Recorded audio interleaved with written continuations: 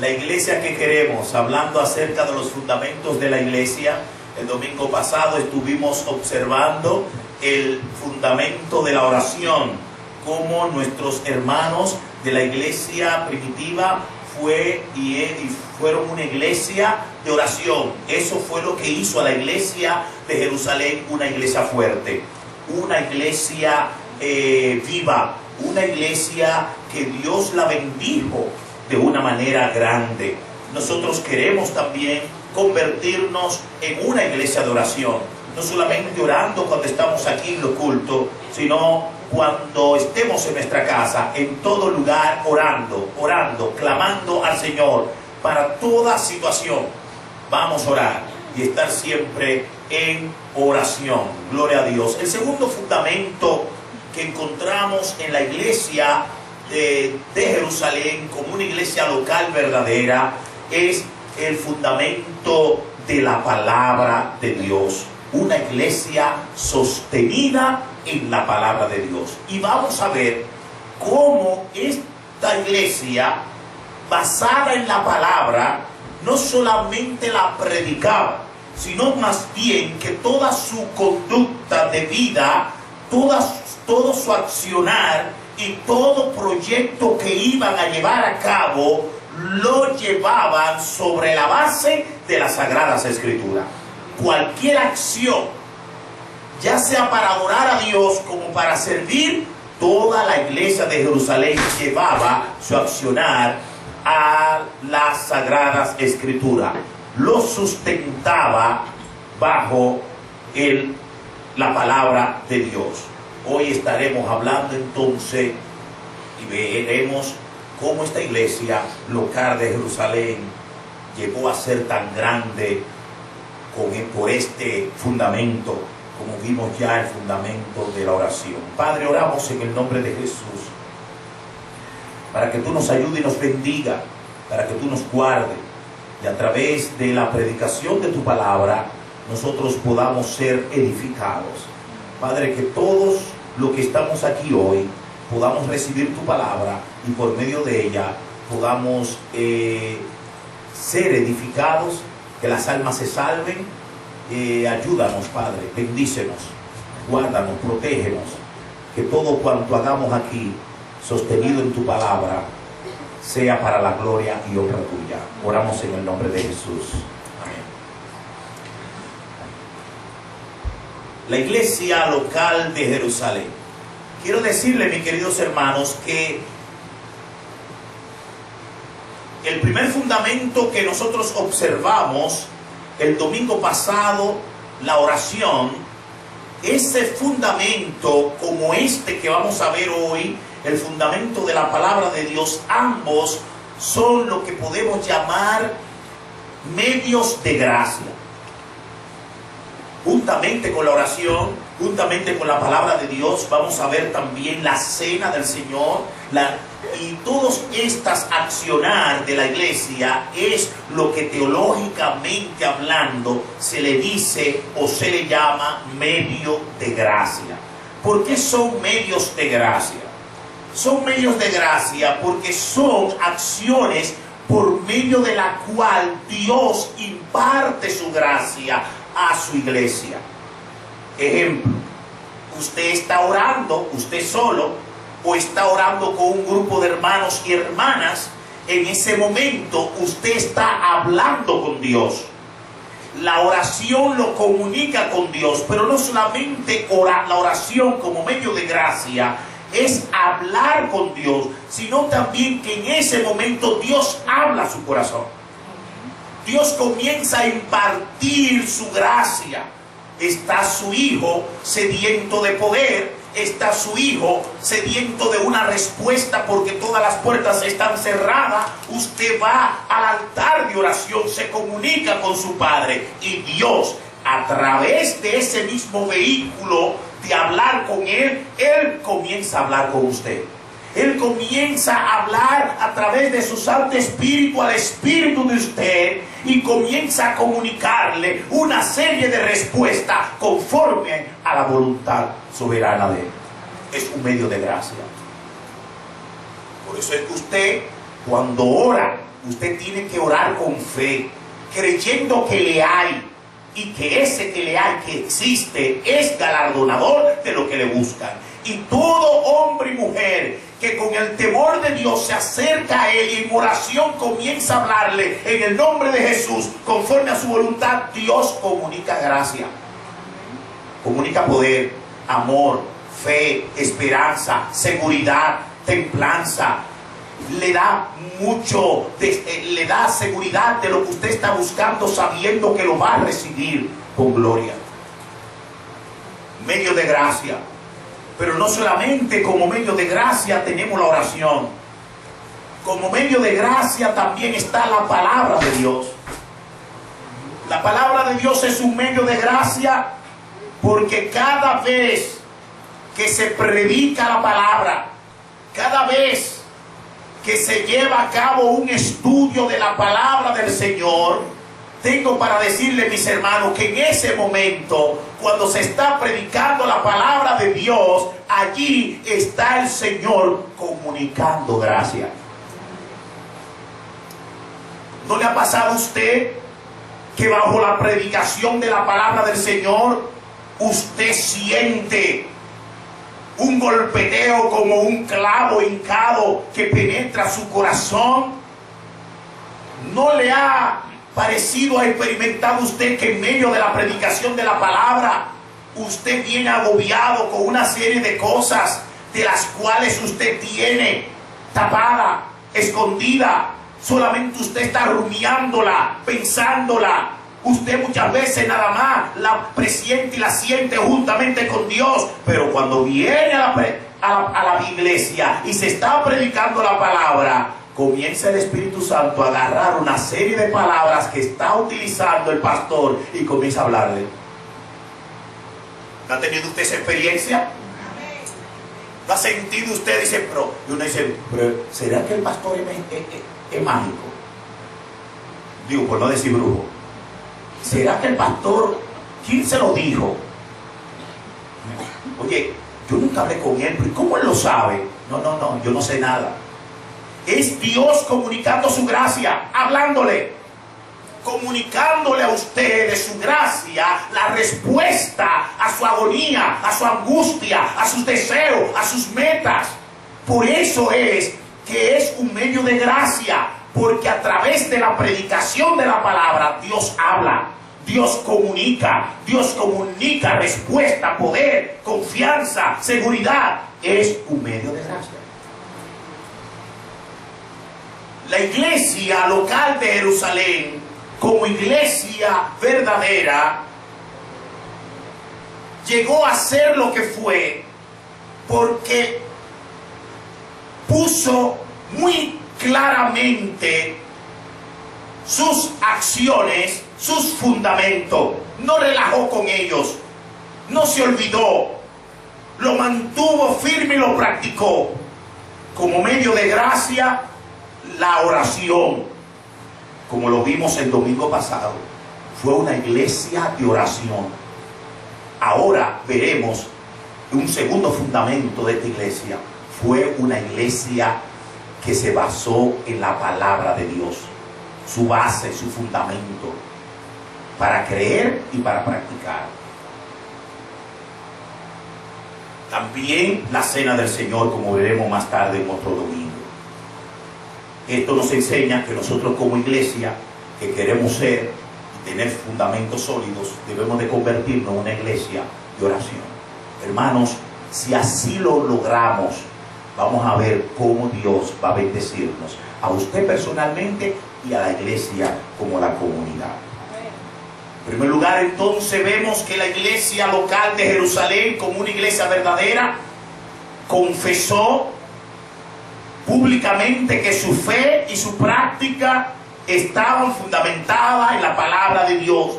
Una iglesia que confesó que tanto su fe, su creencia, su práctica, sus acciones, su conducta, todo lo que hacía dentro y fuera del templo, esa iglesia dijo que toda su fe y su práctica estaban sobre el fundamento de la palabra de Dios.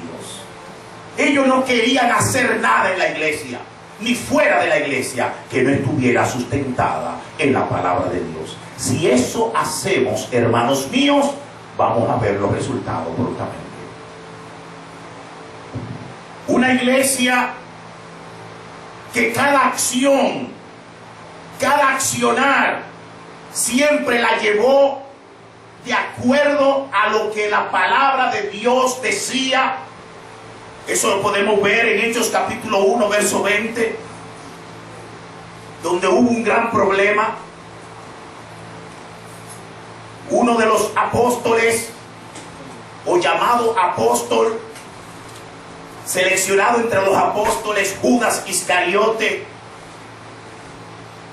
vendió al Señor, y después de venderlo por monedas, por dinero, quiso devolver el dinero, y aquellos que le dieron muerte al Señor le devolvieron su dinero, porque ya él lo había tomado, había hecho contrato de entregar al Señor.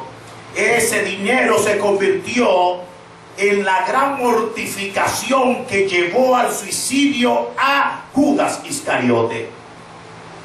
Una vez muerto, entonces en vez de ser 12 apóstoles, habían 11 apóstoles. ¿Qué hicieron para solucionar el problema? En el verso 19 podemos leer que dice la Biblia.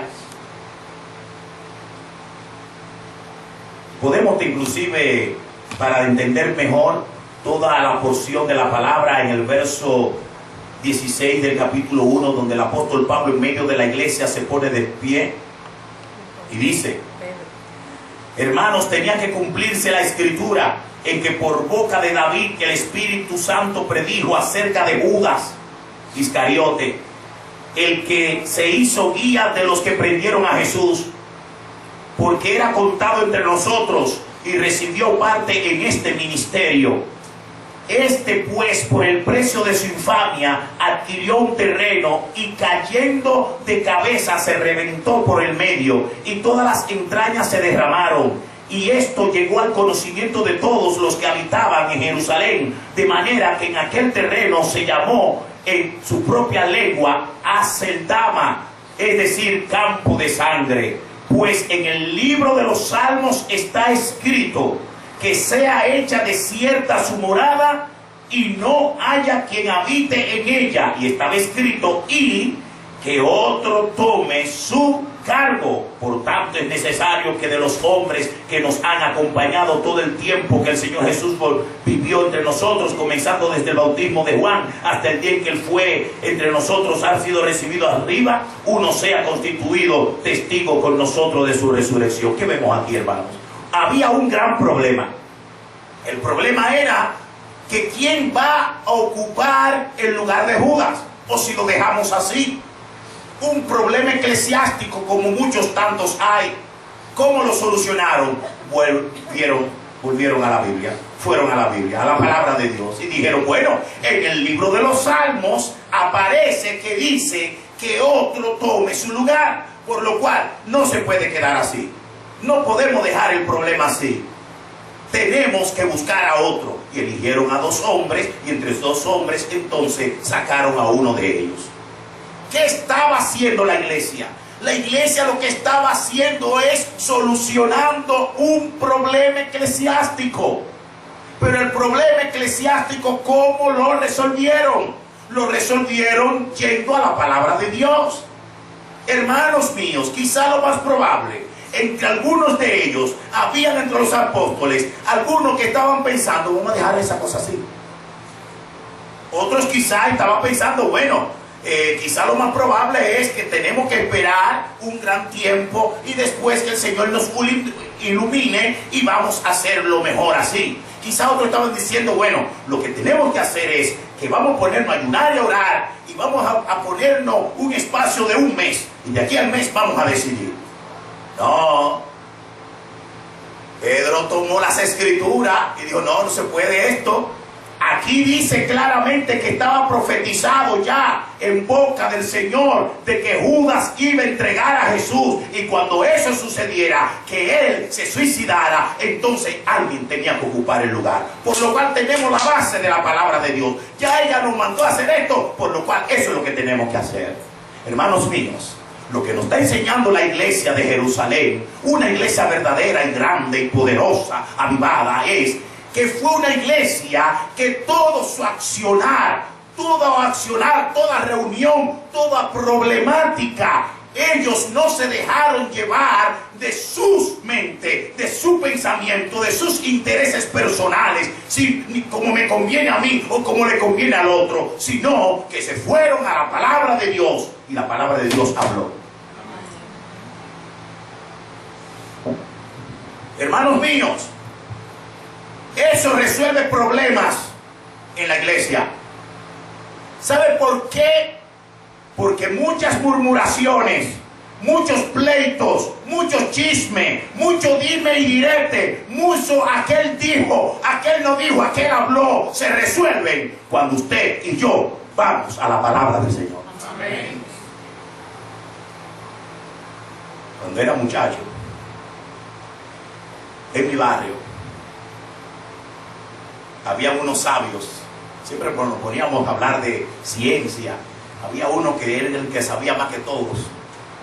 Yo recuerdo que cuando comenzábamos a discutir cualquier asunto filosófico, los muchachos del barrio decíamos, vamos al mataburro. Ahí se resolvía el problema. El mataburro era el diccionario.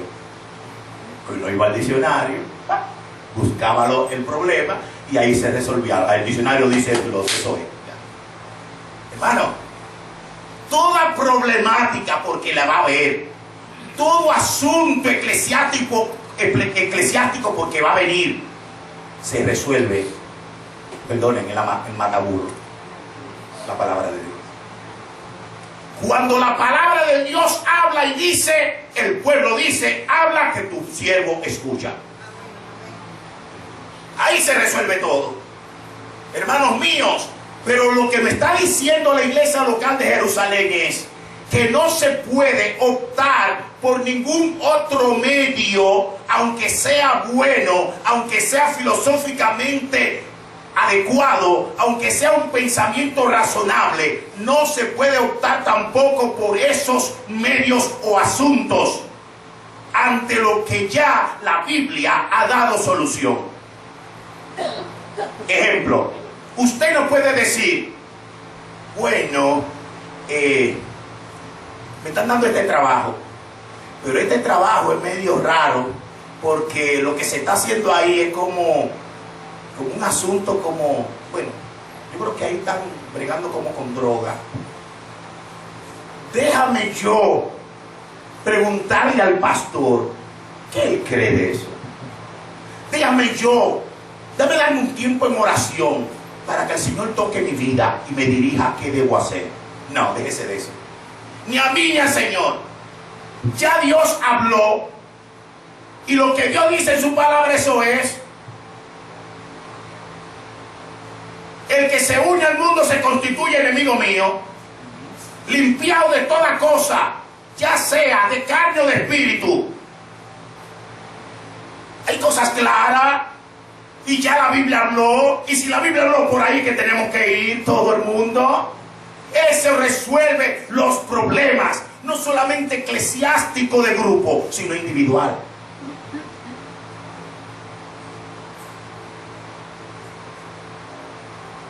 Una iglesia entonces que todo accionar era según la palabra, querían llevarlo según la palabra de Dios. También, en segundo lugar, era una iglesia que sus experiencias y prácticas espirituales estaban según la palabra de Dios. Ninguna experiencia dentro de esta iglesia fue una experiencia ajena, aparte o contradiciendo la palabra del Señor. En Hechos capítulo 2, verso 16 al 21, la palabra de Dios dice: cuando llegó el día del Pentecostés, estaban todos unánimes en un mismo lugar. De repente vino del cielo un ruido como de una ráfaga de viento impetuoso que llenó toda la casa donde estaban sentados, y se les aparecieron lenguas como de fuego que repartiéndose se posaron sobre cada uno de ellos. Todos fueron llenos del Espíritu Santo y comenzaron a hablar en otras lenguas según el Espíritu les daba habilidad para expresarse. Hermanos míos, qué experiencia más maravillosa. Una experiencia espiritual. La primera experiencia de hablar en lengua que la iglesia local tuvo en la historia de la iglesia fue esta.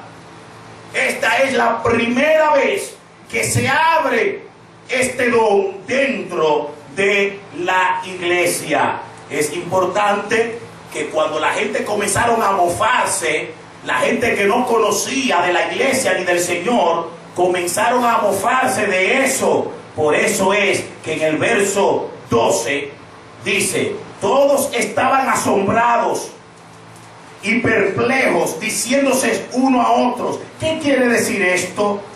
Pero otros se burlaban y decían: están borrachos, llenos de mosto. Los impíos y los indoctos, cuando vieron esa experiencia, lo que comenzaron fue a burlarse de eso. Pero ese accionar, cuando Pedro se pone en pie y los apóstoles juntamente con él, ¿qué fue lo que Pedro hizo? Miren, verso 14. Entonces Pedro, poniéndose en pie con los 12, alzó la voz y les declaró: varones judíos, todos los que vivís en Jerusalén, sea esto vuestro conocimiento y prestad atención a mis palabras, porque estos no están borrachos como vosotros suponéis, pues apenas es la hora tercera del día, sino que esto es lo que fue dicho por medio del profeta Joel. ¿Qué comienza a decir? La palabra de Dios. Pedro tomó la palabra de Dios para decir: lo que está aconteciendo no es asunto de borracho. Esta es la palabra de Dios. Esta es una profecía que estaba aquí. Mírenla aquí. Significa que toda experiencia que la iglesia tenga tiene que ser una experiencia basada ¿dónde? En la palabra de Dios. ¿No es así? Amén, gloria a Dios. Amén. Gloria al Señor. Usted tiene una experiencia, mi hermana, alabado sea el Señor, qué bueno. Que alaba a Dios, amén. Usted, mi hermano, tiene una experiencia, tremenda experiencia, para que nos edifique a todos y para la gloria de Dios. Pero que se sepa que sea conforme a qué, a la palabra de Dios. Porque si no es mi hermano mío, que yo quede loco solamente no lo paro. No lo paro yo, digan, Rolando se volvió loco. ¿Qué está permitiendo eso? De la única manera. ¿Por qué digo esto? Para que nadie vaya a creerse. Miren lo que pasó el hablar en lengua. Volvemos al capítulo 2 del libro de los Hechos. Verso 4. Todos fueron llenos del Espíritu Santo y comenzaron a hablar en otras lenguas, según el Espíritu le daba habilidad para expresarse.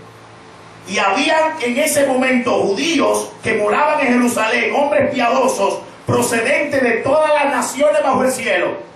Cuando esa experiencia vino, la iglesia estaba en un aposento alto, en una segunda planta. Ahí fue que vino el poder, ahí fue que vino el Espíritu Santo, ahí fue que el Espíritu Santo le dio el don. Comenzaron a hablar y la gente estaba allá abajo, porque había una fiesta llamada la fiesta del Pentecostés, una fiesta judía. Y esa fiesta judía, muchos judíos nacidos en otro país venían a hacer turismo a la fiesta. Por lo cual ahí habían judíos alemanes, rusos, chinos, de todas partes. Esa no estaba en la palabra de Dios, esa experiencia. Pues entonces, gracias. Moraban, ese día estaban ahí. Porque vinieron de sus países, pero recuerden, esos judíos nacieron allá, conocen su idioma, su lengua de allá, Y dice entonces, verso 6, y al ocurrir este estruendo, el estruendo fue un ruido, un viento recio, y eso se escuchó. El Espíritu Santo vino de esa manera a la iglesia, pero vino de esa manera, viento recio o estruendo, no fue para mover los cuerpos. En ninguna parte dice que ellos comenzaron a temblar, no, eso fue un ruido. ¿El ruido fue para qué? Verso 6, al ocurrir este estruendo, la multitud se juntó y estaban desconcertados porque cada uno los oía hablar en su propia. El ruido fue para llamar la atención, para que todo el mundo dejara la fiesta del Pentecostés y mirara hacia el aposento alto. Y cuando miraron al aposento alto, y dice, pero no son estos judíos de Galilea que nunca han salido de aquí. Pero mira, yo lo estoy escuchando en alemán. En chino está hablando, pero mira, está hablando en árabe. ¿Y cómo es posible? Verso 7. Y estaban asombrados y se maravillaban diciendo, mira, ¿no son galileos todos estos que están hablando? ¿Cómo es que cada uno de nosotros los oímos hablar en nuestra lengua en la que hemos nacido? Partos, medos, elamitas, habitantes de Mesopotamia, de Judea, de Capadocia, de Ponto y de Asia, de Frigia y de Panfilia, de Egipto y de las regiones de Libia, alrededor de Cirene, viajeros de Roma, tanto judíos como prosélitos, cretenses, árabes, les oímos hablar en nuestro idioma de las maravillas de Dios. Amén. Amén. Amén. Eso es el hablar en lengua. Esa es la experiencia espiritual. Eso fue lo que pasó también en Cesarea. Lo mismo. Eso fue lo que sucedió en Éfeso. Lo mismo. Y eso es lo que más tarde el apóstol Pablo en 1 Corintios capítulo 14 va a corregir.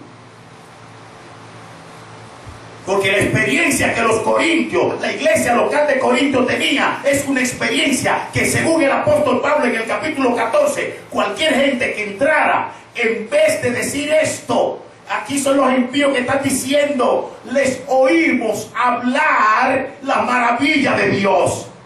Dice Pablo en Corintios capítulo 14, que cuando un indocto inconstante entra, ¿qué va a decir de ustedes? Que están locos. Porque ya el hablar en lengua, la experiencia de la iglesia local de Corintios era una experiencia antibíblica, fuera de la palabra de Dios. Y más tarde el apóstol Pablo le dice, cuando ustedes hablan, le hablan al aire. Búsquenlo, 1 Corintios capítulo 14. Porque es una experiencia que no estaba basada en la palabra de Dios. La experiencia de la iglesia local de Jerusalén es clara. Los impíos lo escucharon. Cada impío que estaba ahí abajo celebrando la fiesta del Pentecostés escuchó la maravilla de Dios.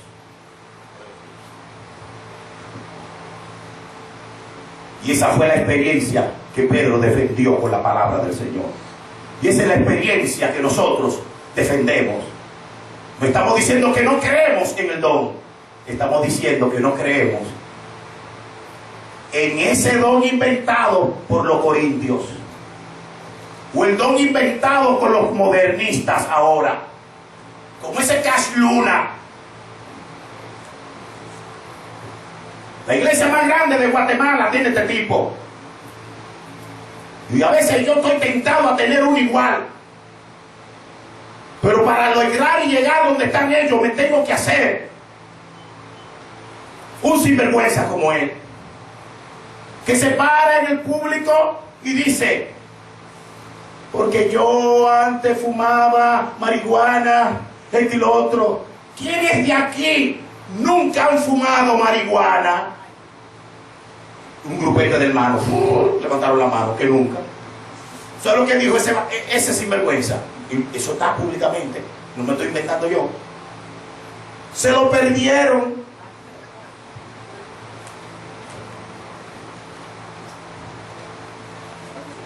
Pero tú lo ves hablando en lengua eso y dando bofetada, pues comienza a hacer así, le da bofetada a la gente, ¡pam! Y galleta, hablando en lengua. Y esas son las experiencias que todos los hermanos modernos quieren. Esas son las iglesias que se llenan, se repletan, gimiendo como gato, diciendo que es una experiencia de hablar en lengua, experiencia moderna, dones modernos, el don de la humillación, que Dios lo humilla y lo humilla tanto que lo va una regresión y llegan a ser animales. Tú ves el culto entero, hermano, miau, miau, miau, como gato, y, jau, jau, jau, y como así, el culto entero. Vamos a ver si el próximo domingo le ponemos aquí eso. Porque quizás lo más probable es que dice, ay, Rolando, ese eres tú que estás de envidioso, porque esa gente tiene una iglesia grande. Se lo voy a traer. Se lo voy a traer, lo vamos a poner aquí. Rolandito, poneme ahí, padre. Vamos preparando.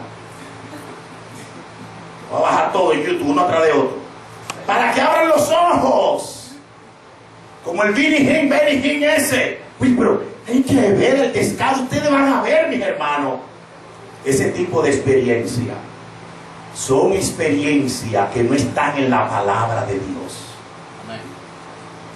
¿Y sabe lo que ellos responden cuando uno le dice, búscamelo en la palabra? Y dicen, el Espíritu Santo es soberano y puede hacer lo que quiera que no esté ahí escrito. No, la Biblia dice que el Espíritu Santo no vino a hablar por su propia cuenta, sino que todo lo que dice y hace, lo dice y lo hace porque el Padre y el Hijo lo mandan.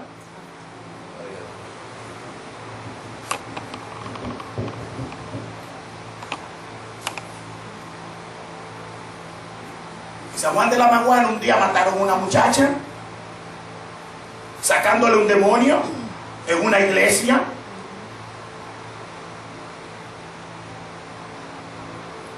Ustedes van a ver a Cash Luna cuando yo lo traiga aquí, y a Benny Hinn, y a otro tipo ahí, un tal profeta. Y ahora hay un grupo de apóstoles.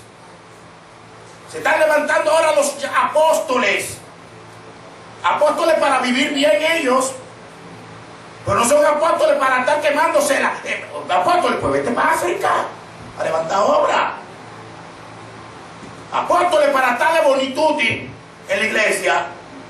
Y todo el mundo allá abajo esperando que el apóstol le ponga la mano, el dedo. Ese tipo de experiencia no la vamos a tener aquí. ¿Por qué? Porque la palabra de Dios no la sustenta. Amén. Para nosotros eso es demoniología.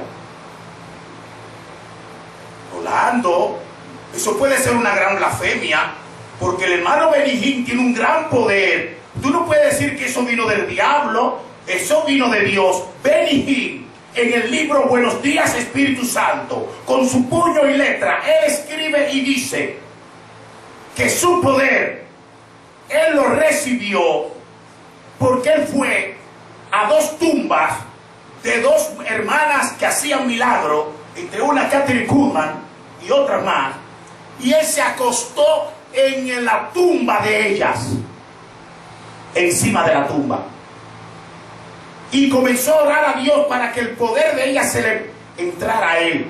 Y él dice que como él sintió cuando ese poder entraba, y de ahí en adelante es el poder que él tiene.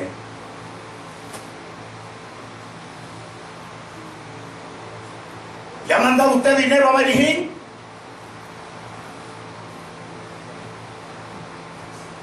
Pues coge ahí a quien usted le está mandando dinero. Eso, según la Biblia, es demoniología. Amén. Y no lo estoy diciendo yo, él. Pero usted tiene que ver ese tipo. Y a veces como que le da un calambre cuando le pone la mano, él mismo hace el que. ¿Yo lo van a ver? Y hace. No dice, ¿por qué es lo que pasa? Eso es el Espíritu Santo. El Espíritu Santo vino a dar paz, seguridad, templanza hacia los hombres y mujeres con sus cabales. Oye, o como el dueño del padre de sufrir, la iglesia pare de sufrir, ese otro, hablador de lengua y con una serie de experiencias, y tiene el agua bendita, el pañuelo, la manzana, y todas esas cosas, las rosas, el aceite, oración y cosas, pero usted tiene que dar su dinero en billetaje. En Santo Domingo están acabando están. A cada rato está Nuria sacando eso a la luz. Y nadie dice nada.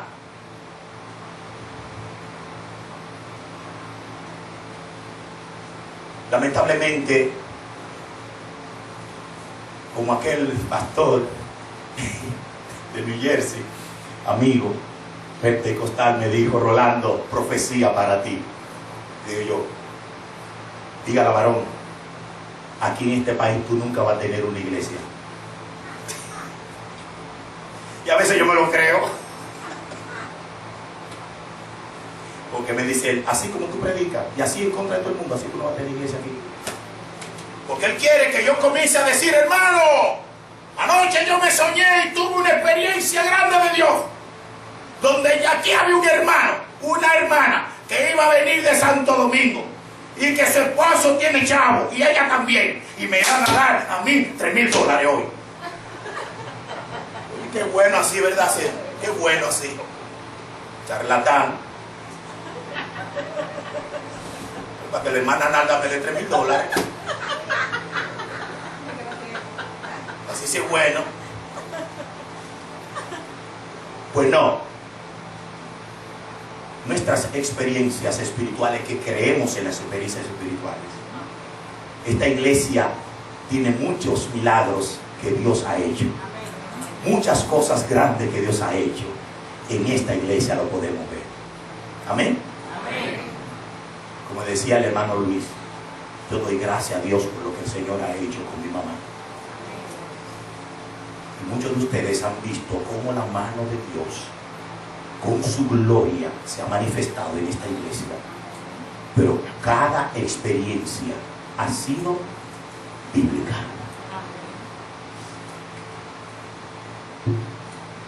En tercer lugar, fue una iglesia que sus mensajes centrales, todo tipo de educación que se daba, llámese a los niños, a los jóvenes, cada vez que se abría que se daba algún tipo de educación, de enseñanza, era una iglesia que todas sus enseñanzas estaban basadas en las sagradas escrituras. Por ejemplo, en el capítulo 2, cuando Pedro se levantó, que tuvo que decir cuál era esa experiencia, cuando ustedes ven el verso 17 hasta el verso 21, ¿qué está haciendo el apóstol Pedro? Predicando. ¿Y qué es lo que está predicando? ¿Sobre qué base está diciendo lo que dijo? Sobre la palabra de Dios. Y dice el verso 16: sino que esto fue lo que dijo por medio del profeta Joel. Quiere decir que mientras él estaba predicando, ¿qué tenía en la mano? ¿Qué es lo que estaba leyendo? Joel, las Sagradas Escrituras. Y sigue, verso 26. Porque David dice de él, y miren ahí todo eso. ¿Qué es lo que está diciendo Pedro? Agarrándose de el Antiguo Testamento, la Biblia. ¿Sabe lo que nos enseña esta iglesia? Esta iglesia, lo mismo en el verso 24. Porque David no ascendió a los cielos, pero él mismo dice: dijo el Señor a mi Señor, siéntate a mi diestra. Eso está en los Salmos. En el Salmo 110, verso 1. ¿Qué está pasando, mis hermanos? ¿Qué es lo que nos está enseñando la iglesia? Es que todo tipo de enseñanza que la iglesia ofrecía al pueblo y a los hermanos y hermanas era sobre la base de las escrituras. Aquí nosotros, por la gracia de Dios, tenemos muchos médicos, psicólogos que están aquí, gloria al Señor. Qué bueno, terapistas, otros hermanos y hermanas con un gran background intelectual. Yo lo reconozco así, y qué bueno que Dios nos ha dado esto. Pero déjeme decirle una cosa: en esta iglesia, cualquier teoría, cualquier argumento, cualquier filosofía, cualquier expresión educativo que nosotros demos, tiene que estar basada en la palabra de Dios. No puede ser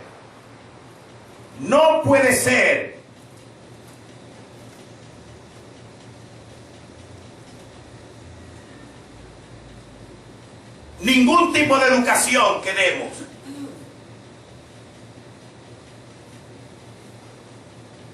sobre la base del intelecto de nadie.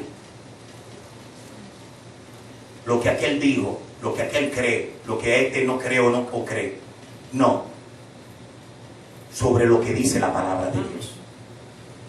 Es más, hermano, los intelectuales se quedan de la puerta para atrás.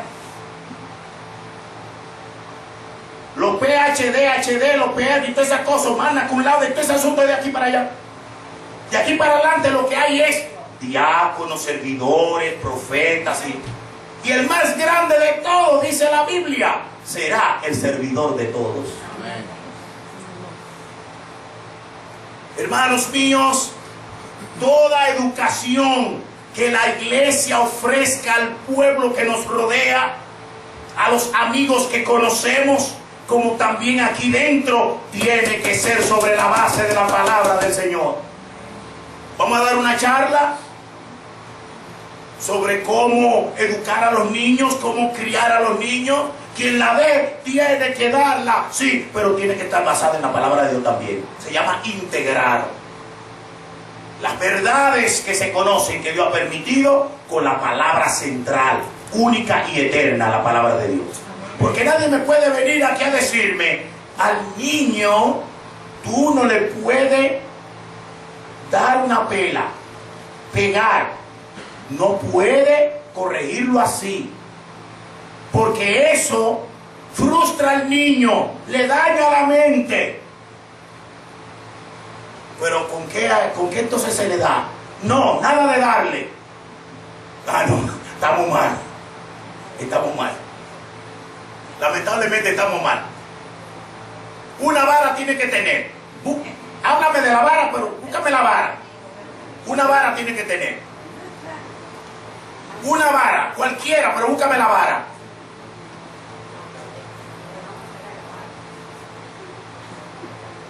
Porque dice la Biblia que de la única manera que tú le aplacas el mal al niño es con la vara.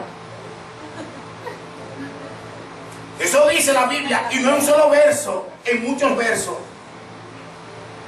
Y dice, quiere que el niño, ¿cómo es? Quiere que el niño te abochorne en cualquier momento. Retira la vara del niño. Lo dice la Biblia, retírala. Retírala para que tú veas. Es lo que los especialistas en la conducta dicen, monstruo. Niños, monstruo. Estás criando monstruo. La vara es buena. Endereza, Rolando. Me enderezó. A veces estoy hasta lobo. Ahora hay que saber darle con la vara, porque también la Biblia habla de eso. No exasperé al niño, no sea injusto con el niño, no avergüence al niño, todo eso está ahí. Entonces tú no puedes venir a darle cocotazo al niño. ¿Qué es eso? Eso no es vara, es un abuso, es un maltrato. Y que agua caliente y una vara así de guandú, déjame reemplace así. Y ve, no, ese es maltrato. Usted es un abusador. Usted merece cárcel. Dando bofetadas a los muchachos. No, ¿qué es eso? Y que ponerlo sobre un guayo y un blow en la cabeza. ¿Qué es eso? Es un abuso. Agarrándole la oreja, haciéndole así. ¿Qué es eso? De lo que está maltratando al muchacho.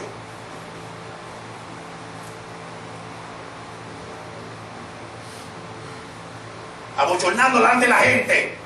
Ponte que te doy una gallina que te miro. No, ¿qué es eso? Es un maltrato, es una amenaza. Eso es violencia. Y aquí se castiga ese tipo de cosas en este país. En este país hay que tener cuidado con eso. Entonces, Rolando, ¿y qué es lo que hay que hacer? Miren, mi hermano, técnica. Por ahí no se mata a nadie.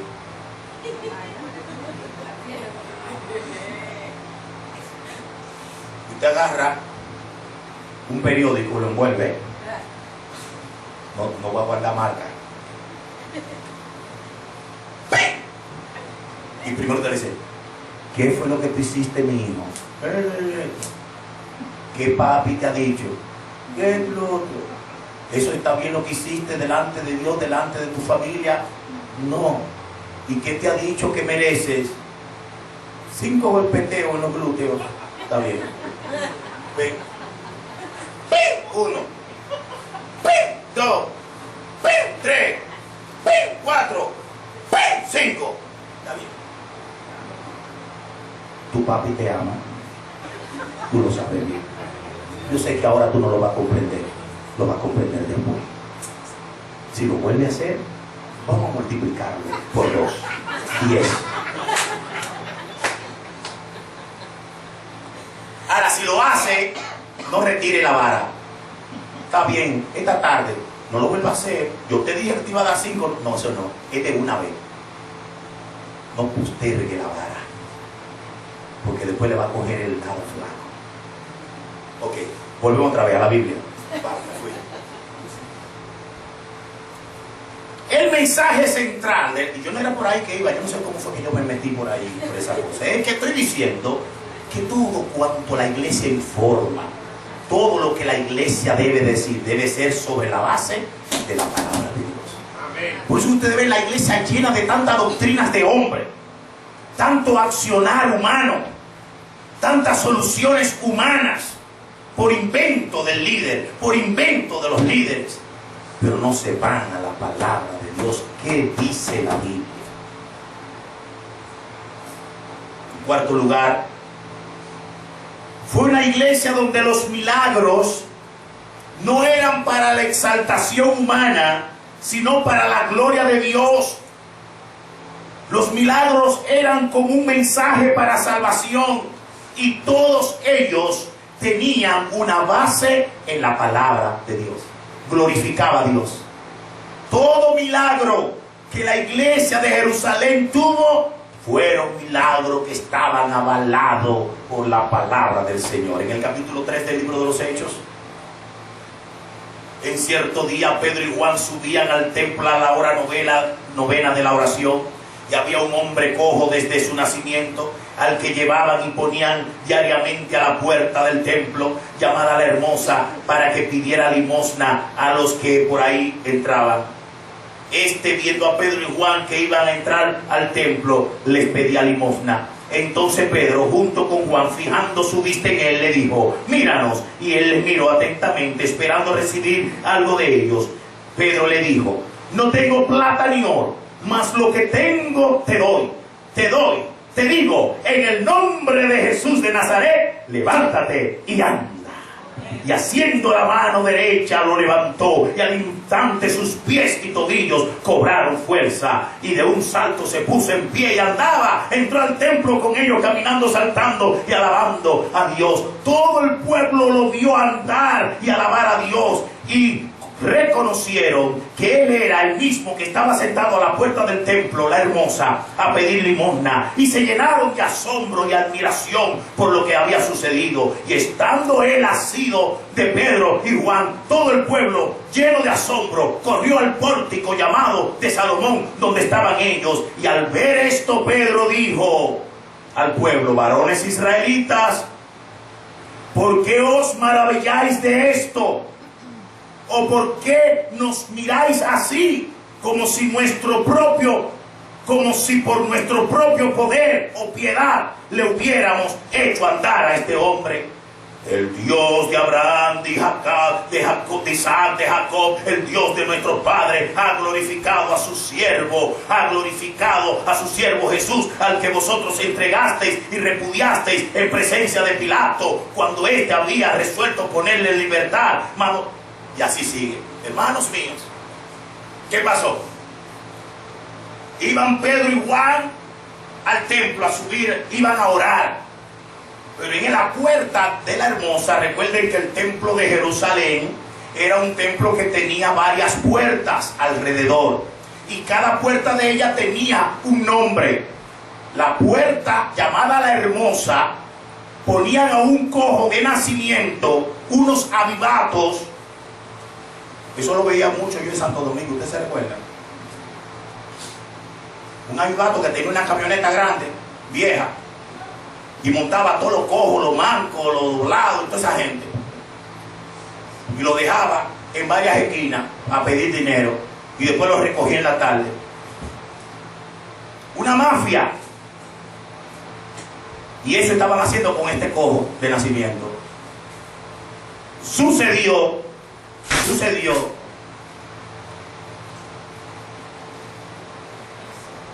Señor, dame un templo.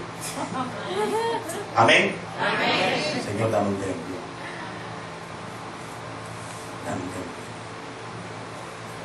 donde tu palabra sea predicada. Donde no tengamos estorbo, ni tampoco nosotros estorbar a nadie. Donde nuestros niños tengan la escuela dominical. Donde podamos celebrar nuestros cultos con toda libertad y seguridad. Donde nadie nos estorbe, ni nosotros estorbemos a nadie. Por favor, Señor, oye nuestra oración. Pues entonces, cuando Pedro y Juan subían, él pidiéndole dinero, porque ahí esa puerta daba a dos habitaciones, a la habitación de las ofrendas y la habitación de la oración. Y Pedro y Juan por ahí era que tenían que entrar para ir a orar. Y cuando entraban, el hombre les pidió dinero. Ellos le dijeron: no tenemos plata ni oro, pero lo que tenemos te damos. En el nombre de Jesús de Nazaret, levántate y anda. ¿Sobre qué base hicieron ellos eso? Sobre la base de lo que las Escrituras, de lo que la palabra de Dios dice en boca de Jesucristo: en 3 días resucitaré. Y en el tercer día resucitó. Y este que ha resucitado, en el nombre de Jesús de Nazaret, el que vive, en el nombre de Jesús de Nazaret, el que resucitó, en el nombre de Jesús de Nazaret, el que resucitó con poder, levántate y anda. Y se levantó el hombre y comenzó a caminar, a danzar, a brincar. Y Pedro y Juan entraron al templo y él le siguió, y todo el mundo le rodeó. ¿Y qué dice Pedro y Juan? ¿Por qué me miran? ¿Por qué fijan sus ojos en nosotros? Como que si hay algún poder o piedad en nosotros para hacer esto. Esto no lo hicimos nosotros. Lo que lo hizo fue al que ustedes mataron, al que ustedes entregaron, a Jesús de Nazaret, el cual ha resucitado. Y de una vez agarró la Biblia, porque así Abraham, Jacob, Isaac comienza a predicar la palabra. Para concluir en que este Jesús viene de este pacto, la simiente, y este Jesucristo es el Mesías, y ustedes lo mataron. Y todo fue con las Escrituras para llegar a que Jesús resucitado fue el que hizo este milagro. Hermano, qué humilde. Los milagros de la iglesia local de Jerusalén no hacían brillar a nadie. Ese brillo que tienen estos grandes profetas y apóstoles de ahora, sanadores, ellos son los que se dan fama y tienen mucha fortuna, mucha. Ninguno de ellos está en la pobreza. Ninguno de ellos puede decir lo que dice Pablo: estoy preparado para vivir en cualquier sea mi situación. Sé vivir humildemente, sé vivir también con abundancia. Ninguno de ellos dijeron como Jesucristo: no tengo dónde recostar mi cabeza. Buenos aviones propios tienen, casas cerradas en oro.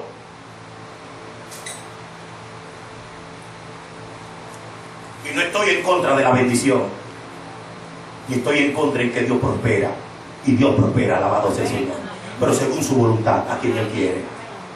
Pero no hagamos de la prosperidad un medio teológico para hacernos nosotros famosos y tener control de la iglesia. Ustedes ven esta gente cuando entran, como el pueblo lo alaba y lo ve como si fueran semidioses. Y Pedro y Juan, apóstoles verdaderos, mira lo que están diciendo: no me miren a mí, yo no soy poderoso, yo no tengo poder alguno, es Jesús que ha hecho esto. Y nosotros creemos en Jesús resucitado, y creemos que Él vive, y creemos que Él está en medio de nosotros, y creemos que cada culto que nosotros hagamos, cada reunión de hermanos y hermanas, estemos esperanzados que Jesús que ha resucitado puede hacer grandes milagros. Milagros con tu vida, milagros con mi vida. En verdad, yo tengo que confesar que yo este asunto no lo creía. Yo era muy ateo con este asunto de los milagros.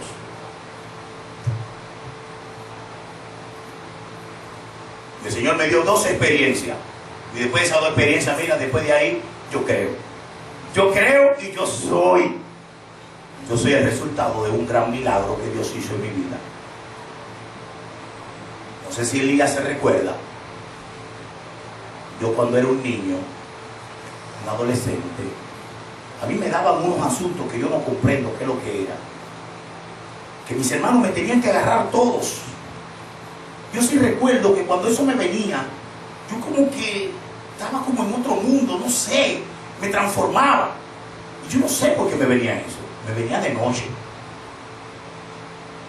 Yo recuerdo que un día mamá dijo: mira, cuando eso te vuelva a dar, tú vas a decir el Salmo 23. Yo recuerdo muy bien, y yo me lo aprendí. Y esa noche, cuando ese asunto me atacó, yo comencé: yo voy a mi pastor, nada me faltará el lugar. Así yo comencé, y eso me venía, y yo encontraba. Desde esa noche hasta el día de hoy, Dios hizo un milagro con mi vida. ¿Usted quiere ver qué milagro más grande? El de la salvación. El hecho de que usted es salvo y yo, es un milagro grandísimo. Que antes íbamos por un camino y ahora vamos por el camino correcto. Antes pensábamos de una manera carnal, ya estamos en el Espíritu. Es un gran milagro nacer de nuevo. Estaba un día dando un estudio de la palabra, y un señor que estaba echado en una cama por años no se paraba de ahí, desahuciado por los médicos. Y yo estoy dando el estudio, y después que termino, la señora, esposa de él, que iba de su estudio, le dice: pastor, mi esposo se convirtió. Y yo: ¿su esposo? Y ¿usted tiene esposo? Sí, él está ahí, está enfermo por años, pastor. Y él me dijo que él hizo la oración que usted dijo que hiciera, que se entregó a Cristo, que vaya a orar por él, porque él tiene fe que el Señor lo va a levantar de la cama. Y yo: se lo va a levantar. Pero fui, cuando estoy allá, me dice el Señor: ay, pastor, yo me entregué a Cristo, yo me entregué al Señor, y yo quiero que usted ore para que el Señor me levante de esta cama, porque yo le voy a servir, yo le quiero servir al Señor. El Señor así estaba flaco, tendido en la cama. Había un hermano ahí que siempre andaba conmigo, que nunca se quedan callados. Este hermano que no se quedan callados, que siempre hablan. Bueno, pastor, vamos a orar, porque usted predica que la oración de fe sanará al enfermo.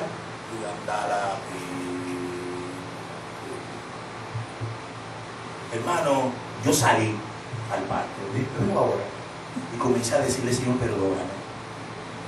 Perdóname mi incredulidad. Perdóname porque yo no comprendo esto ni creo en este asunto. Pero Señor, no puedo hacer otra cosa en tu nombre. Y cuando entro, que nunca había hecho nada, le digo a la señora: ¿usted tiene aceite por ahí? Porque yo creo, yo veo que la gente, ¿verdad?, con aceite.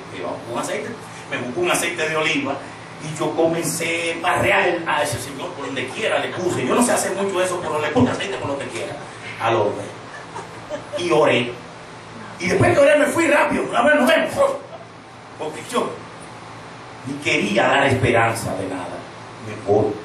Hermano, el próximo martes, ahí en la célula, el primero que estaba era ese hombre. Alabado sea Dios. Amén. Gloria al Señor. Amén. La segunda experiencia fue que estaba yo yendo a un amigo, el padre Villini se estaba muriendo de SIDA. cuando estoy yo ahí mirándolo, hablando con él, llegaron unos hermanos pentecostales. Y ellos van cama por cama orando. Y cuando llegan donde él, dicen, vamos a hacer una oración aquí, vamos a ver, vamos a orar. El Señor lo va a levantar, Señor, usted se va a sanar de sí, usted ve, el Señor lo va a levantar. Yo estoy ahí. Y comienzan a orar. Señor, por esto, y ora y ora. Y Señor, aquí hay gente que está cortando, que no cree en esto, Señor. Pero los que no creen, mátalo.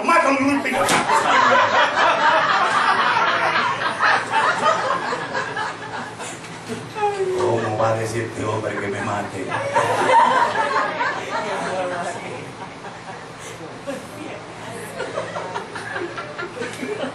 Estaba un día predicando la palabra de Dios. Y después que termino de predicar, una joven se me acerca y me dice, pastor, ¿usted cree que yo puedo ser sanada de mi enfermedad? Y le dije, si Dios así lo quiere, sí. Lo querrá Dios, pídeselo. Pero pídeselo con fe, creyendo que Él puede. Y si lo haces, Dios puede hacer su voluntad. Y su voluntad va a ser la mejor para ti. Oye, la muchacha y yo oramos. Ahí está la muchacha sana. Por mí, no. Dios hizo la obra. Dios hizo la obra. Hermanos míos, que cada una de nuestros milagros estén basados en la palabra del Señor. Esos milagros de que Virgen llorando, cuadro llorando, miren hermano, eso no está en la Biblia. De que voy al infierno y allí veo a Michael Jackson que le predico la palabra que se convirtió, eso no está en la Biblia. El que baja al infierno se quedó. Óigalo bien, eso no está en la Biblia. De que yo fui, salí y que aquel se convirtió, entonces se pasó para el otro lado, pues. No, eso es mentira. Eso es mentira. Eso es mentira. Todos esos videos y esas cosas son mentiras. No tienen aval bíblico. Esos milagros son mentiras. Esos libros de que van y vienen, que suben, que van, no es mentira. Cuando el rico estaba en el Hades, en el lugar de tormento, le dijo a Abraham, Abraham, dile a Lázaro que moje sus puntas de dedo en agua y lo ponga en mi lengua. ¿Cuál fue la respuesta? Nadie puede cruzar ni de allá, ni para acá, ni para acá, para allá. Padre Abraham, manda a alguien que tengo 4 hermanos que son tan ateos como yo, que no creen en la luz eléctrica, que no creen que este lugar es verdadero. Que alguien baje de aquí y le diga, no, no se puede. No se puede. Entonces ese milagro que ahora la gente tiene, que van al infierno, que lloran, que predican allá, que sanan gente, y vuelven a la iglesia y dicen, yo vi a tu tío, mira, ya está bueno, sí me dijo que está bien, sí, inclusive le prediqué, se convirtió, está allá en el cielo ya. Oye, ¿eso? ¿Y de dónde le sale eso? Está establecido a los hombres que mueran una sola vez. Y después de esto, lo que le espera es juicio. No hay purgatorio, no hay visita al infierno ni al cielo. Eso no existe. Si llegaste al cielo, ya eres del cielo. Si llegaste al infierno, ya eres del infierno. Y lo que te espera es el juicio eterno. Y si no quieres ir al juicio, hoy tú puedes tener el milagro de la vida eterna. Hoy tú puedes recibir a Jesucristo como tu Señor y Salvador. Hoy tú puedes decirle, Señor, haz el milagro en mí. Hazme nacer de nuevo. Padre, cámbiame, Señor. Y tú verás el nuevo nacimiento en tu vida. El milagro más grande que todo hombre y mujer debe tener. La vida eterna. Vamos a orar. Padre, te damos las gracias por tu palabra.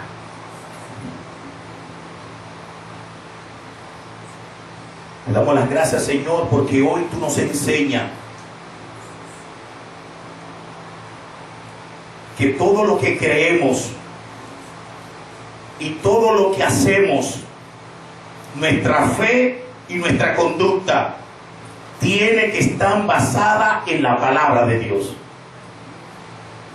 Que todo cuanto queremos hacer o vamos a llevar a cabo, la palabra de Dios lo sostenga. Que ningún hermano, ninguna hermana cometa el error de vivir, actuar, pensar en contra de la palabra de Dios. Eso es lo que frustra. He aquí la gran condenación, el gran pecado. Creer y actuar fuera de la palabra tuya, de lo que tú has dicho, de lo que tú ordenas, de lo que tú mandas. Ayúdanos, Padre, a humildemente someternos a tu palabra. Permítenos, oh Dios, rendirnos a la voz tuya, hacer lo que tú mandas. Que esta tu iglesia, cada hermano, cada hermana que salga de aquí hoy, comience a leer la palabra de Dios, comience a escuchar tu voz y aplicarla a tu vida, a su vida. Cada uno de nosotros. Y lámpara será tu palabra a nuestro camino, lumbrera a nuestro camino. Y nuestros jóvenes de esta iglesia limpiarán su camino a través de la palabra de Dios. El salmista dice: ¿con qué limpiará el joven su camino? Con guardar su palabra.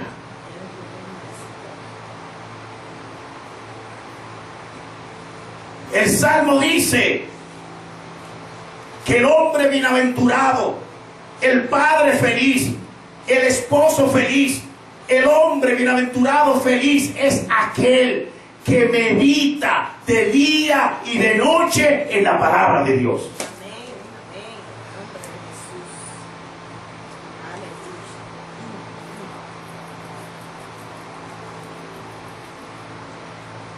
La palabra de Dios dice que todos los creyentes somos bienaventurados, como aquel árbol plantado junto a la corriente de las aguas, que da su hoja a su tiempo, da su fruto a su tiempo y sus hojas no caen, porque está sembrado en la palabra de Dios. El mundo pasa y su deseo, pero la palabra de Dios permanece para siempre. Que esta iglesia hoy jure, confiese delante de Dios diciendo: mi fe y mi práctica, lo que crea y lo que haga, será conforme a la palabra del Señor. Y todo lo que Dios dice no haga, no lo vamos a hacer. Y lo que Dios dice haga, eso es lo que vamos a hacer.